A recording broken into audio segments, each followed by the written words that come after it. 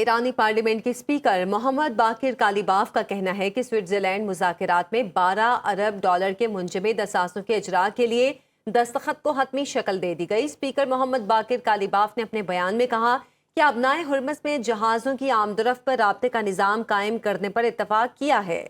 ایرانی اسپیکر اور chief negotiator محمد باقر کالیباف نے انکشاف کیا کہ امریکی صدر ٹرمپ کے دھمکی امیز بیان پر احتجاجاً ایرانی وفد نے امریکیوں کے ساتھ براہ راست مذاکرات کا بائیکاٹ کر کے سیشن چھوڑ دیا۔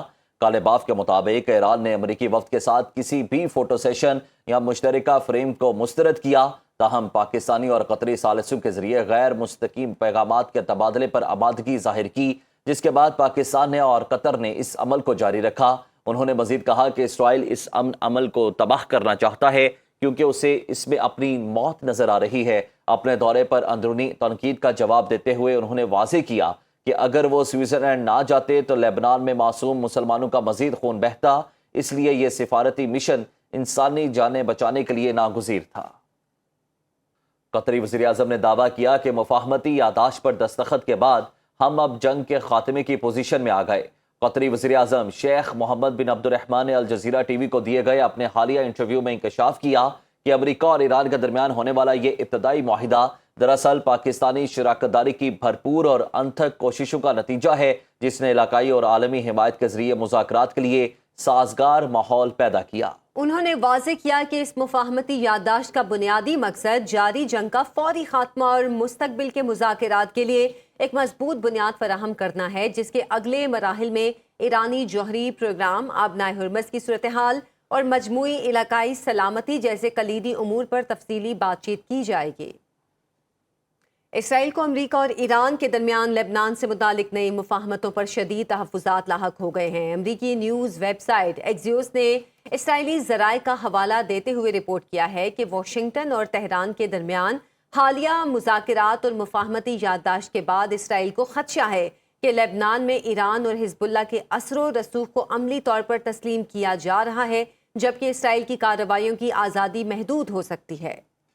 ذرائع کا کہنا ہے کہ امریکہ اور ایران نے لبنان میں جنگ بندی برقرار رکھنے کے لیے یہ تمام اقدامات کیے ہیں اور ایک نئے ڈی کانفلکشن میکنزم پر اتفاق کیا ہے، جس میں لبنان کے ساتھ پاکستان اور قطر بھی ثالثی کا کردار ادا کریں گے، تاہم اسرائیل اس نظام کا براہ راست حصہ نہیں ہوگا۔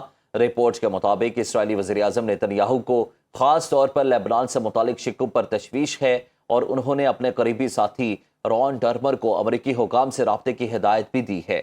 دوسری جانب امریکی حکام کا موقف ہے کہ لبنان کے حوالے سے نیا انتظام اسرائیل کے مفادات کے خلاف نہیں بلکہ خطے میں کشیدگی کم کرنے اور حزب اللہ کو قابو میں رکھنے میں مددگار ثابت ہوگا۔ ادھر لبنان کے صدر جوزف اون نے بھی امریکی قیادت میں مجوزہ میکنزم کو قبول کرنے پر آمادگی ظاہر کی ہے۔